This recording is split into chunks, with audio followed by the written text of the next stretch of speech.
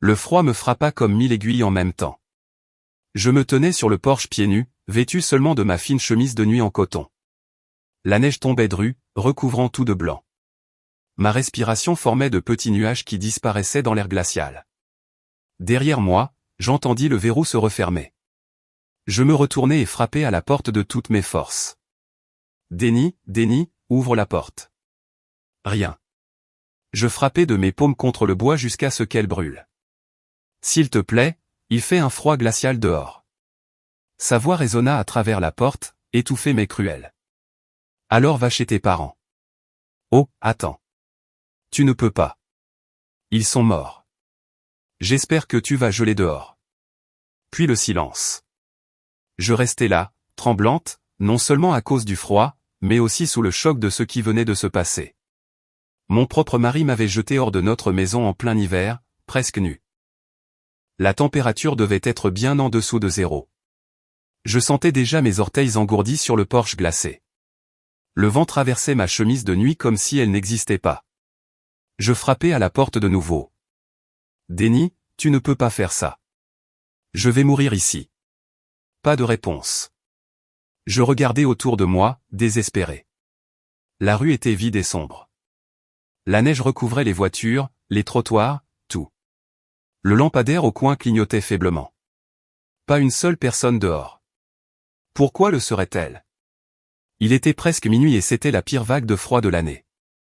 Mes dents claquaient si fort que j'avais peur qu'elles se cassent. Je me serrais dans mes bras, mais cela ne servait à rien. Le froid était partout, pénétrant ma peau, mes os. Je regardais la fenêtre à côté de la porte. Je pourrais la briser. Je pourrais trouver une pierre, briser le verre et entrer de nouveau. C'était ma maison aussi. J'avais tous les droits. Je descendis les marches du porche, mes pieds nus hurlant contre le sol gelé. Je cherchais dans le jardin couvert de neige quelque chose de lourd. Mes doigts devenaient bleus. Je ne les sentais plus. Puis j'entendis une porte s'ouvrir. Je levai les yeux. La maison d'Axe en grave côté, celle de Madame Porter. La vieille dame se tenait dans l'encadrement de sa porte, enveloppée dans un épais peignoir, ses cheveux blancs bien coiffés, même à cette heure. « Enfant, cria-t-elle, la voix ferme mais bienveillante, viens ici tout de suite. » J'hésitais. Je la connaissais à peine. Nous avions échangé peut-être une dizaine de mots en 2 ans. Un signe de la main par-ci, par-là, c'était tout. Maintenant, elle répéta, avant que tu ne perdes tes doigts. Je ne sais pas si c'était le froid, le choc ou simplement le fait qu'elle était la première personne à me montrer de la gentillesse depuis si longtemps, mais je m'avançai vers elle. Elle m'attira à l'intérieur et referma la porte contre le vent. La chaleur de sa maison m'enveloppa comme une couverture. Je restai là, faisant fondre la neige sur son sol propre, tremblante à en avoir du mal à tenir debout. Madame Porter ne posa pas de questions. Pas encore. Elle disparut dans le couloir et revint avec une épaisse couverture en laine qu'elle me mit sur les épaules, puis me guida vers un fauteuil près d'un radiateur et me dit de m'asseoir. « Je vais préparer du thé, dit-elle, ne bouge pas. » Je n'aurais pas pu bouger même si j'avais voulu. Mon corps entier semblait en feu tandis que la chaleur ramenait la sensation à ma peau. Mes pieds me faisaient mal. Mes doigts me faisaient mal. Je regardais mes mains. Elles étaient rouges et brûlées d'avoir frappé à la porte. Il y aurait des bleus demain. Encore des bleus, Madame Cratère, dit Madame Porter en revenant avec une tasse fumante et me la pressant dans les mains. La chaleur était un vrai bonheur. Petite gorgée, dit-elle. Laisse ton corps se réchauffer doucement. Je hochai la tête et pris une toute petite gorgée. Le thé était doux et fort. Il répandait la chaleur dans ma poitrine. Madame Porter s'assit en face de moi. Elle ne dit rien au début, me regardant avec ses yeux gris perçants qui semblaient tout voir. Enfin, elle parla. Cet homme est ton mari. Ce n'était pas une question. Je hochai la tête quand même. Et ce n'est pas la première fois qu'il te fait du mal. Encore une fois, pas une question. Je baissai les yeux sur mon thé. Je ne répondis pas. Madame Porter se pencha légèrement en avant. J'habite cette maison depuis 43 ans. Ses murs sont fins. J'entends des choses. Mon visage brûlait de honte. Tout ce temps, elle nous avait entendus. L'entendre hurler après moi. M'entendre pleurer. J'ai aussi vu des choses, continua TL. La façon dont tu sursautes quand il élève la voix dans l'allée. Les bleus que tu essaies de cacher sous des manches longues en été. Je suis vieille, enfant, mais je ne suis pas aveugle. Des larmes coulèrent sur mes joues.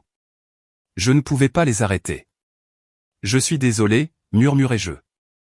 Je suis tellement désolé de vous avoir dérangé tout ce temps. L'expression de Madame Porter s'adoucit. Tu n'as rien à t'excuser. Rien du tout. Elle posa doucement sa main sur mon genou. Écoute-moi bien, dit-elle. Mon fils est le patron de ton mari. Il s'appelle Gregory Porter. Il dirige la société où ton mari travaille. Je la fixai. Je savais que Denny travaillait chez Porter et Associés. Je savais que c'était une grande firme, mais je n'avais jamais fait le lien. Reste ici ce soir, dit Madame Porter. Reste autant que tu en as besoin, et demain les choses vont changer. Cet homme va supplier ton pardon avant la fin de la semaine. Je ne savais pas quoi dire. Je ne comprenais pas ce qu'elle voulait dire. Comment quelque chose pouvait-il changer? Denny avait tout le pouvoir. Il contrôlait tout. L'argent, la maison, ma vie entière. Mais quelque chose dans la voix de Madame Porter me fit croire en ses paroles. Elle parlait avec une certitude tranquille qui ne laissait place à aucun doute. Elle se leva et me fit signe de la suivre. Elle me conduisit dans une petite chambre d'amis au fond de la maison. Le lit était fait avec des draps blancs propres et une épaisse couverture. C'était le lit le plus confortable que j'ai jamais vu. Dors un peu, dit-elle. Nous parlerons davantage demain matin. Je la remerciai, bien que les mots me semblent trop faibles pour tout ce qu'elle avait fait pour moi. Elle hocha la tête et se dirigea vers la porte, puis s'arrêta. Quel est ton nom, enfant? Clara Hara, dis-je. Clara Hara Bennett. Clara Hara, répéta-t-elle. C'est un joli nom. Cela signifie brillant et clair. Tu t'en souviendras. Puis elle ferma doucement la porte derrière elle. Je restai seul dans la chambre silencieuse, encore enveloppé dans sa couverture, tenant la tasse de thé chaude.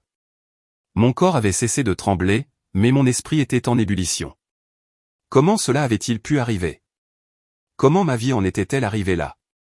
Je pensais à la dispute qui avait conduit à ce moment, au dîner trop froid, à l'accusation de ne pas l'apprécier, à sa main me saisissant le bras assez fort pour laisser des marques.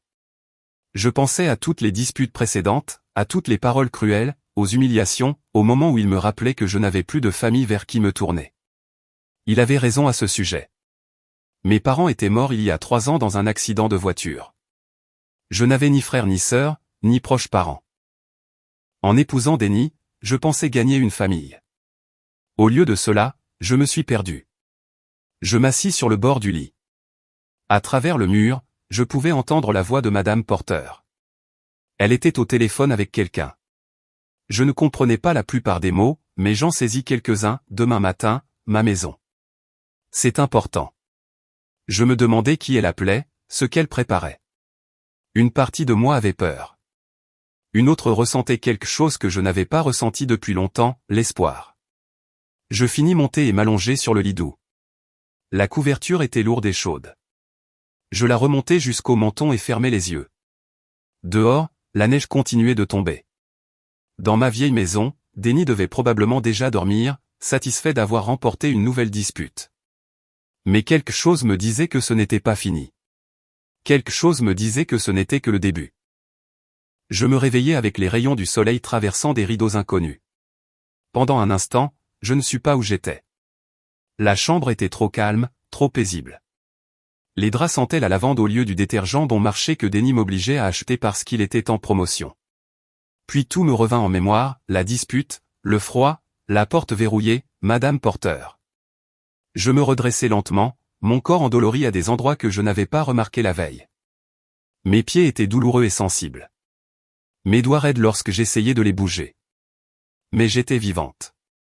J'avais chaud. Je regardais autour de la chambre d'amis.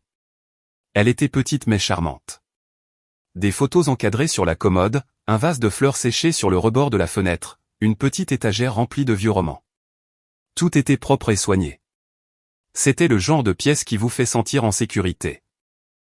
J'entendis des bruits venant de quelque part dans la maison, le cliquetis de la vaisselle, le sifflement d'une bouilloire, des sons quotidiens normaux qui me paraissaient étranges après si longtemps dans une maison pleine de tension. Je trouvai un peignoir posé au pied du lit. Madame Porter devait l'avoir mis là pendant que je dormais.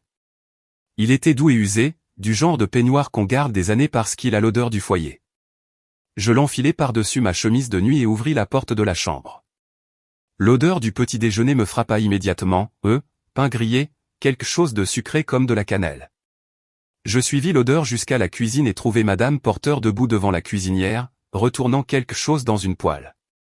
Elle se tourna en m'entendant. « Bonjour, Clara Hara. Comment te sens-tu » ? « Mieux, dis-je.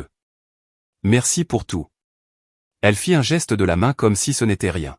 « Assieds-toi. Mange. Tu as besoin de force. » Elle posa une assiette devant moi, œufs brouillés, pain grillé au beurre et ce qui ressemblait à des petits pains à la cannelle fait maison. Mon estomac grogna bruyamment. Je ne me souvenais plus de la dernière fois que j'avais mangé. J'avais été trop nerveuse pour dîner la veille, sachant que Denny rentrerait de mauvaise humeur. Je mangeais lentement au début, puis de plus en plus vite et la nourriture était délicieuse, simple, mais parfaite.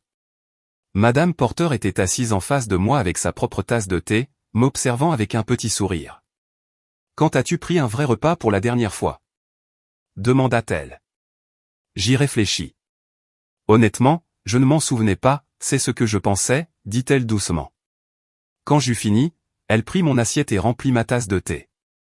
Puis elle se rassit et posa ses mains sur la table. « Maintenant, je pense qu'il est temps que nous parlions, dit-elle. J'acquiesçai, même si mon estomac se nouait de nervosité. Je t'ai entendu à travers ces murs, commença Madame Porter. Des disputes, des pleurs, des objets cassés. Cela dure depuis que tu habites à côté. Je baissai les yeux sur mes mains, la honte brûlant dans ma poitrine. J'aurais dû dire quelque chose plus tôt, continua-t-elle. J'aurais dû frapper à ta porte pour savoir si tu allais bien. Mais je me suis dit que ce n'était pas mes affaires. Je me suis dit que tu partirais si c'était vraiment si grave. Elle fit une pause. Je me suis trompé et je m'en excuse. Je levai les yeux, surprise. Elle s'excusait auprès de moi. Ce n'est pas de ta faute, dis-je. Rien de tout cela n'est de ta faute. Peut-être pas, dit-elle. Mais maintenant je suis impliquée et j'ai l'intention de t'aider. Elle se pencha légèrement. Parle-moi de lui. Parle-moi de ton mari. Je veux comprendre ce que tu traverses. Je ne savais pas par où commencer. Comment expliquer des années de mariage en une seule conversation ? Comment décrire la lente manière dont une personne peut te briser jusqu'à ce que tu ne te reconnaisses plus ? Mais Madame Porter attendait patiemment, elle ne me pressait pas, elle ne m'interrompait pas. Alors, je lui racontai. Je lui racontai comment Denny et moi nous étions rencontrés à l'anniversaire d'un ami il y a 4 ans, comment il était charmant et drôle et me faisait sentir spécial, comment il m'apportait des fleurs, m'ouvrait les portes et me disait que j'étais la plus belle femme qu'il ait jamais vue. Je lui racontai comment les choses changèrent après le mariage, comment les compliments se transformèrent en critiques, le charme en contrôle, comment il commença à me dire quoi porter, quoi manger, avec qui je pouvais parler. Je lui parlais de l'argent, de sa petite allocation hebdomadaire et de l'obligation de rendre compte de chaque centime, de ses montres et clubs de golf coûteux pendant que je portais les mêmes vêtements pendant des années. Je lui parlais de la colère, comment il explosait pour des détails insignifiants, un plat dans l'évier, une lumière laissée allumée, un dîner servi 5 minutes en retard, comment il criait jusqu'à ce que je pleure, puis me disait que j'étais trop sensible. Je lui parlais de mes parents, morts dans un accident de voiture 3 ans auparavant, comment Denny était venu aux funérailles, m'avait tenu la main et promis de prendre soin de moi, et comment il commença à utiliser leur mort contre moi quelques mois plus tard. Chaque dispute se terminait de la même manière, il me rappelait que je n'avais personne d'autre, pas de famille, pas d'option, seulement lui. Je lui parlais des ecchymoses, celles que je cachais sous des manches longues et des cols hauts, comment il faisait toujours attention à ne jamais me frapper au visage ou à des endroits visibles. Quand j'eus fini, je pleurais. Je n'avais pas prévu de dire autant, je n'avais parlé de ces choses à personne, pas même à Linda. Mais une fois commencé, je ne pouvais plus m'arrêter, c'était comme une digue qui cédait à l'intérieur de moi. Madame Porter me tendit un mouchoir et me laissa pleurer. Merci de me l'avoir raconté, dit-elle doucement. Je sais que ce n'était pas facile. J'essuyai mes yeux. Que dois-je faire maintenant ? Je n'ai rien. Pas d'argent, pas de famille, nulle part où aller. Il contrôle tout. Madame Porter secoua lentement la tête. C'est ce qu'il veut que tu crois, mais ce n'est pas vrai. Elle se leva et alla à la fenêtre, regardant la cour recouverte de neige. Je t'ai dit que mon fils dirige la société où travaille ton mari. Ce que je ne t'ai pas dit, c'est que mon défunt mari a fondé cette entreprise il y a 40 ans. Je suis peut-être une vieille femme discrète, mais j'ai encore de l'influence ici. Elle se tourna vers moi. J'ai aussi un très bon avocat, une femme que je connais depuis 30 ans. Elle s'occupe de cas comme le tien tout le temps, divorce, ordonnance de protection. Elle a aidé des dizaines de femmes à sortir de situations semblables. Je la regardai. Je ne peux pas me permettre un avocat. Tu n'en as pas besoin. Elle me doit une faveur. Plusieurs, en fait. Je secouai la tête, dépassé. Pourquoi fais-tu ça? Tu me connais à peine. Madame Porter retourna à la table et se rassit en face de moi. Ses yeux gris étaient sérieux. J'avais un frère autrefois, il s'appelait Robert. C'était un homme cruel. Il traitait sa femme comme ton mari te traite, peut-être pire. Elle est restée avec lui 15 ans, espérant qu'il changerait. Il ne l'a jamais fait. Elle fit une pause. Elle est morte dans cette maison, tombée dans les escaliers, ont-ils dit. Mais je connaissais la vérité. Tout le monde la connaissait. Mon sang se glaça. Après cela, j'ai juré que je ne resterais jamais sans agir. J'ai brisé cette promesse en ignorant ce qui se passait chez toi. Je ne la briserai plus. Elle tendit la main et prit la mienne. Tu n'es pas seule, Clara Hara. Plus maintenant. Je vais t'aider. Mon fils va t'aider. Et quand nous aurons fini, cet homme regrettera tout ce qu'il t'a fait. Je lui serrai la main, incapable de parler. Pour la première fois depuis des années, je crus que les choses pouvaient vraiment changer. Cette nuit-là, je dormis mieux que depuis longtemps, sans écouter de pas, sans tension dans la poitrine en attendant la porte de la chambre claquer, sans marcher sur des œufs, juste le silence et la chaleur, et le doux bruit de la neige tombant dehors. Le lendemain matin, j'entendis des voix dans la cuisine. La voix de Madame Porter, calme et posée, et une voix d'homme que je ne reconnus pas, grave et sérieuse. Je m'habillai rapidement avec les vêtements que Madame Porter m'avait donnés la veille, un simple pull et un pantalon appartenant à sa fille, vivant hors de l'état. Ils étaient assez à ma taille. Je descendis le couloir vers la cuisine, le cœur battant de plus en plus vite. Je m'arrêtai à l'embrasure. Madame Porter était assise à la table avec un homme en costume sombre, peut-être dans la fin de la quarantaine, cheveux grisonnants, yeux perçants derrière des lunettes à monture fine, un dossier en cuir ouvert devant lui et un stylo à la main. Ils levèrent les yeux à mon apparition. Clara Hara, dit Madame Porter chaleureusement, entre, assieds-toi. Voici mon fils, Gregory. Gregory Porter se leva et tendit la main, ferme mais non agressive, avec un regard que je ne sus interpréter, pas de pitié, plutôt de la compréhension. Madame Bennett, dit-il, ravi de vous rencontrer. J'aurais aimé que ce soit dans de meilleures circonstances. Merci, réussis-je à dire, et merci d'être venu. Je sais que vous devez être occupé. Pas trop occupé pour ça, répondit-il.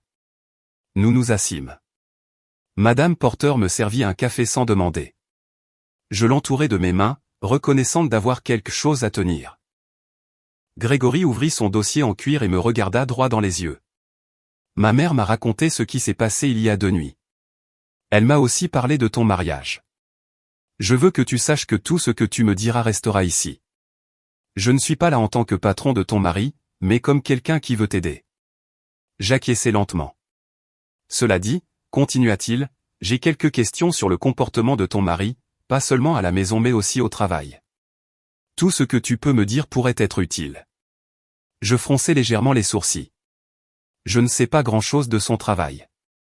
Il ne m'en parlait jamais vraiment, juste parfois se plaindre. C'est bien, raconte-moi ce dont tu te souviens. Même de petits détails peuvent compter. Je repensais aux dernières années. Denny rentrait souvent en colère, blâmant ses collègues pour tout, disant qu'ils étaient jaloux et essayaient de le discréditer, prenant le crédit des projets des autres comme si c'était ses idées. Gregory prit note. Il se plaignait aussi d'un certain Thomas, toujours à le surveiller, toujours à vérifier son travail. Denny l'appelait Mouchard. Thomas Whitfield, dit Gregory, c'est un de nos comptables seniors, très méthodique. Denny le détestait, il disait que Thomas allait ruiner sa carrière. Grégory hocha la tête en continuant d'écrire. Je me remémorais autre chose, environ 6 mois plus tôt.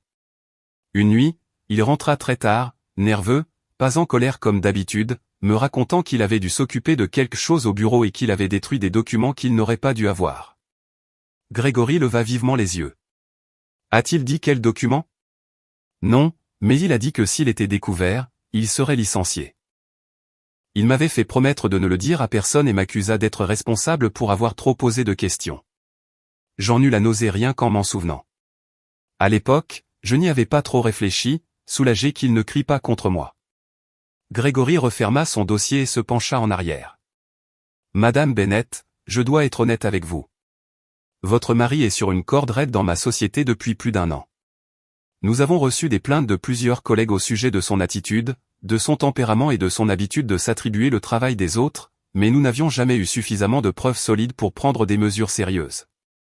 Il s'interrompit. Ce que vous venez de m'apprendre au sujet des documents change les choses. Ce n'est pas seulement un mauvais comportement, c'est potentiellement criminel. Mon estomac se noie. Je ne voulais pas lui attirer des ennuis. Vous n'avez rien fait de mal, dit fermement Grégory. Vous avez simplement répondu honnêtement à mes questions, c'est tout ce que je vous ai demandé. Madame Porter tendit la main et serra la mienne. Grégory consulta sa montre puis se leva. Je dois aller au bureau. J'ai quelques appels à passer et des dossiers à examiner. Je vous recontacter bientôt. Il me serra de nouveau la main avant de partir. Arrivé à la porte, il se retourna. Madame Bennett, ce que vous avez fait demande du courage. Beaucoup de gens, dans votre situation, se seraient tus pour se protéger. Vous, non. Et cela compte. Puis il disparut. Je restai assise à la table, l'esprit en vrac. Tout allait si vite. Il y a 2 jours, j'étais enfermée dehors, dans la neige. Et me voilà assise dans la cuisine de ma voisine pendant que son fils enquête sur mon mari pour de possibles infractions pénales. Madame Porter me resservit du café. Vous vous en êtes bien sorti, dit-elle. Je sais que ce n'était pas facile. Et maintenant? Demandai-je. Maintenant, on attend. Grégory fera ce qui doit être fait. Et pendant qu'on attend, nous allons commencer à planifier votre avenir. Elle le dit simplement, comme si mon avenir était quelque chose que je pouvais encore contrôler. Je passai le reste de la matinée avec Madame Porter, qui cette fois me fit réellement visiter sa maison, le salon aux grandes fenêtres et aux fauteuils confortables, la petite bibliothèque remplie de livres, le jardin derrière, enseveli sous la neige mais magnifique en été, dit-elle. Elle me parla de son mari, mort 10 ans plus tôt. C'était un homme bien, dit-elle, travailleur et généreux. Il avait bâti le cabinet à partir de rien et avait toujours traité ses employés comme une famille. C'est pour cela que Grégory prend si mal les trahisons de confiance, expliqua-t-elle. Pour lui, ce n'est pas seulement du travail, c'est personnel. Vers midi, son téléphone sonna. Elle répondit, écouta un moment, puis me le tendit. C'est Linda, de la boulangerie. Surprise, je pris l'appareil. Allô, Clara? La voix de Linda était tendue d'inquiétude. Où es-tu? Ça va? Tu n'es pas venu travailler hier. J'ai appelé chez toi toute la matinée et Denis ne fait que me raccrocher au nez. Je vais bien, répondis-je. Je suis chez ma voisine. Il s'est passé quelque chose. Quel genre de quelque chose? Clara, parle-moi. Je regardai Madame Porter. Elle hocha la tête avec encouragement, alors je racontai tout à Linda, la dispute, la porte verrouillée, le froid, l'intervention de Madame Porter. Elle resta silencieuse un long moment après mon récit. J'arrive, dit-elle. Tout de suite. Donne-moi l'adresse. Ce n'est pas nécessaire. Clara, l'adresse. Je la lui donnai. 20 minutes plus tard, elle était à la porte, me serrant dans ses bras.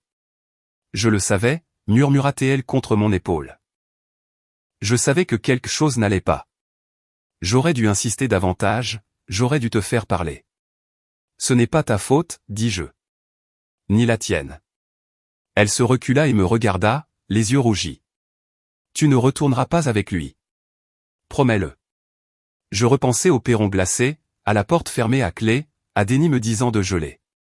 Je te le promets, dis-je. Et cette fois, je le pensais vraiment.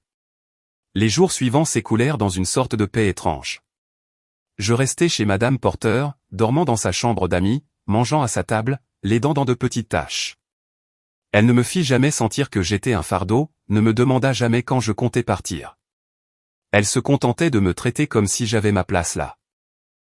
Linda vint me voir chaque jour après son service à la boulangerie, m'apportant des vêtements à elle puisque je n'avais que la chemise de nuit dans laquelle j'avais fui, ainsi que des produits de toilette, des collations, des magazines. Elle restait des heures à parler de tout et de rien.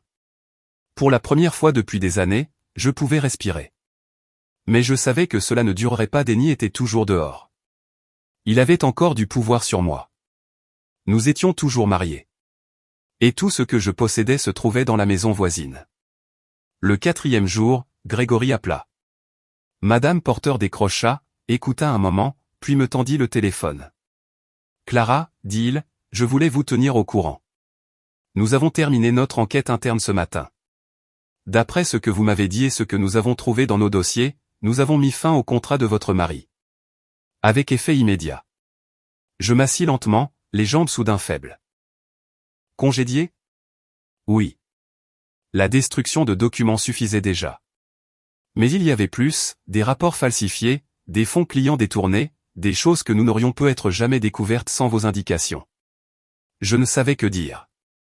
Une partie de moi était soulagée, une autre terrifiée. Et maintenant? Demandai-je. Maintenant, c'est une affaire juridique. Nous avons transmis nos conclusions aux autorités compétentes. Il pourrait y avoir des poursuites, mais cela ne dépend plus de moi. Il marqua une pause. Je veux aussi que vous sachiez qu'on parle vite, dans ce milieu. La réputation de votre mari est ruinée. Aucun cabinet respectable ne l'embauchera désormais. Je le remerciai et raccrochai. Madame Porter me regardait attentivement. C'est fait, dis-je. Il a été renvoyé. Elle hocha lentement la tête. Bien. C'est la première étape. Je pensais à Denny, à ce qu'il devait vivre en cet instant. Peut-être que la sécurité l'avait escorté hors du bâtiment. Peut-être qu'il était assis dans sa voiture, abasourdi et furieux. Et ensuite, il chercherait quelqu'un à blâmer. Moi. Il va venir ici, dis-je. Quand il comprendra ce qui s'est passé, il viendra. L'expression de Madame Porter ne changea pas. Qu'il vienne. Je la fixai. Vous ne comprenez pas. Quand il est en colère, il est dangereux. Je ne l'ai jamais vu aussi enragé. Perdre son travail, sa réputation. Il va être hors de lui. Clara. La voix de Madame Porter était calme mais ferme. J'ai déjà eu affaire à des hommes en colère. Je n'ai pas peur de votre mari. Et vous ne devriez plus l'être non plus. Je voulais la croire, mais des années auprès de Denny m'avaient appris à craindre sa fureur. Je savais de quoi il était capable. Nous n'attendîmes pas longtemps. Vers 3 heures de l'après-midi, j'entendis une voiture freiner brutalement. J'étais dans le salon et allai à la fenêtre sans réfléchir. La voiture de Denny était arrêtée de travers, une roue sur le trottoir. Il en sortit en claquant la portière, la cravate de travers, les cheveux en désordre, le visage rouge de rage. Il se dirigea d'abord vers sa propre maison, y entra en hurlant, claquant les portes, criant mon nom.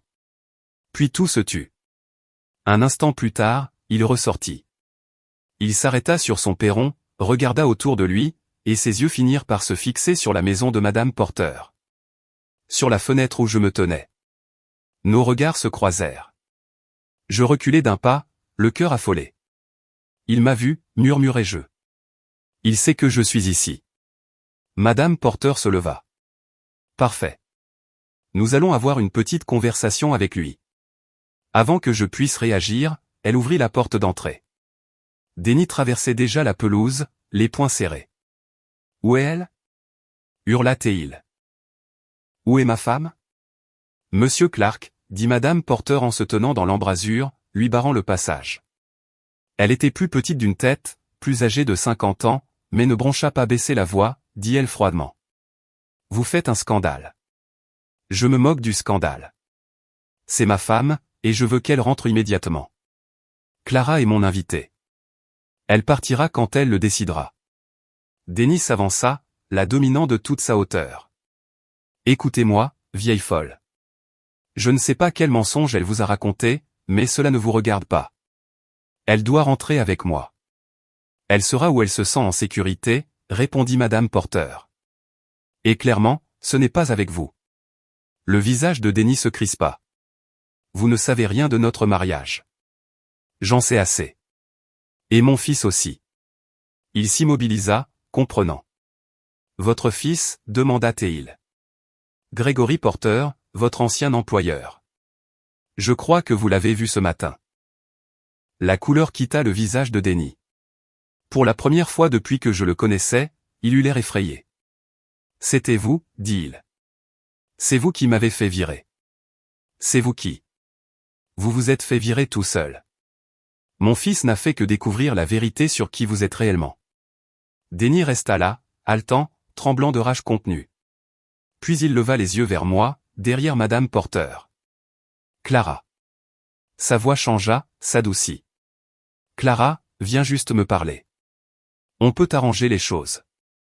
Je sais que j'ai fait des erreurs, mais je peux changer. Je t'aime. Tu sais que je t'aime. J'avais entendu ces mots tant de fois auparavant, après chaque dispute, après chaque bleu. Il était toujours désolé, il promettait toujours de changer, mais il ne changeait jamais.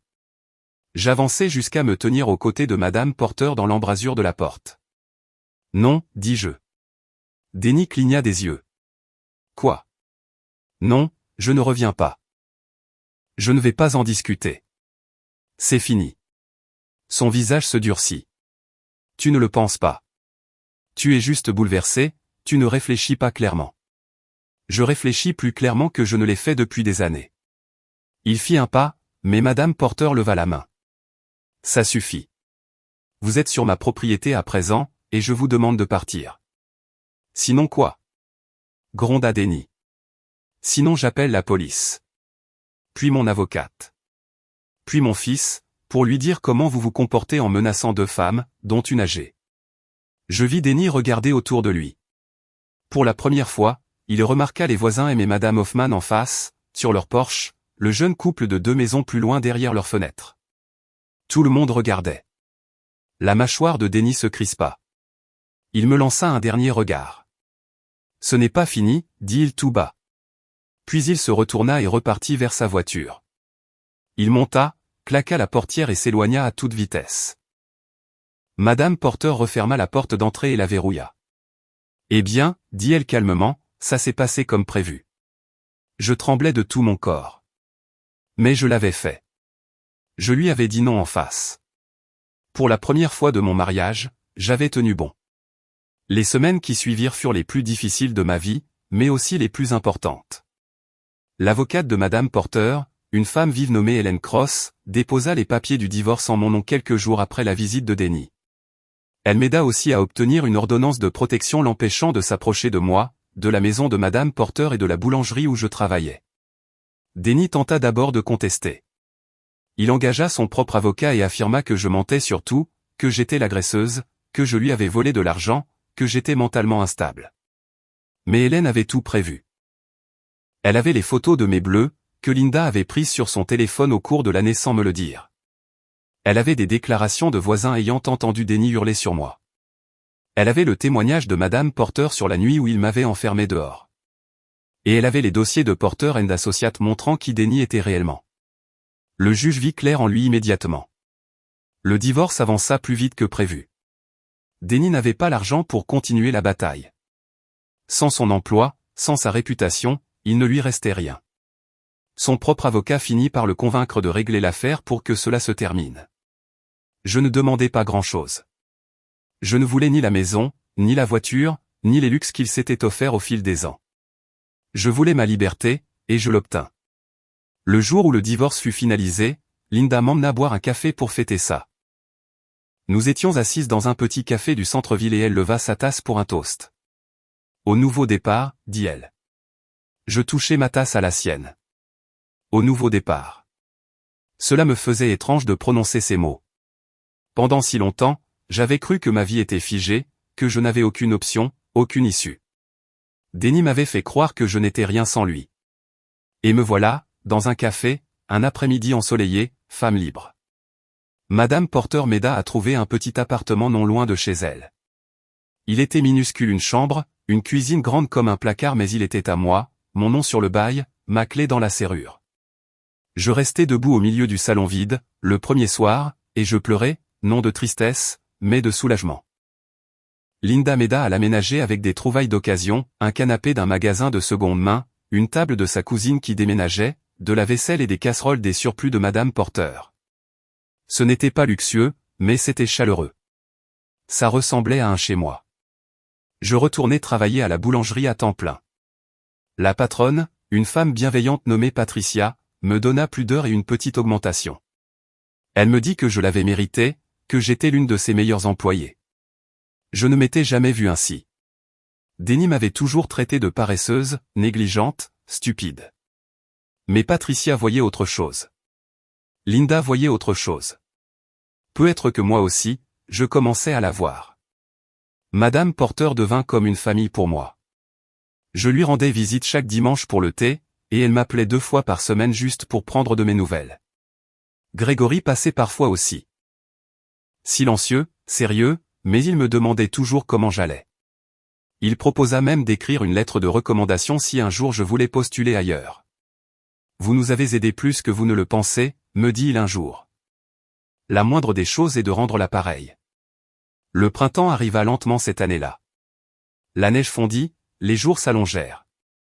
Je me mis à faire des promenades le soir après le travail, chose inimaginable quand j'étais avec Denny, il aurait voulu savoir où j'allais, qui je voyais, pourquoi je sortais. À présent, je marchais où je voulais. Je respirais l'air frais. J'admirais le coucher du soleil.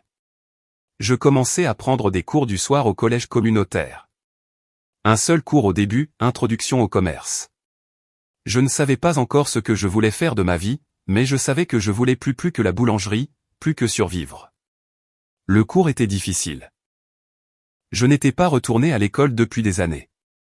Mais j'étudiais chaque soir à ma petite table de cuisine, et je réussis l'examen final avec une note dont j'étais fier. Linda organisa une petite fête chez elle pour célébrer la fin du semestre. Quelques collègues de la boulangerie et Madame Porter. Nous mangeâmes du gâteau, nous rîmes, nous parlâmes de l'avenir. Tu peux être fier de toi, me dit Madame Porter en partant.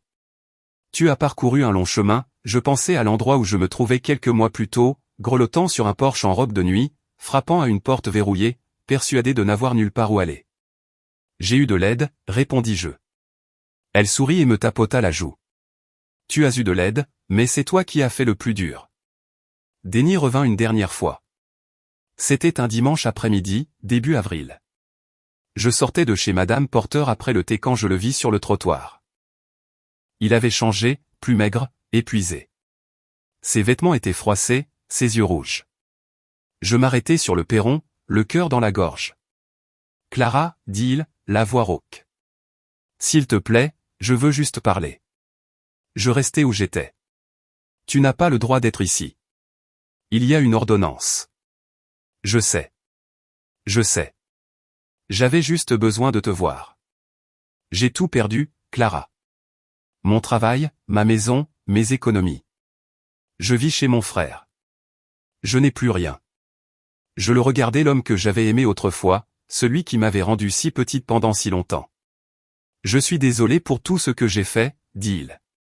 Je suis désolé pour tout. J'étais en colère, stupide, et je me suis défoulé sur toi. Mais je peux changer. Je le peux vraiment.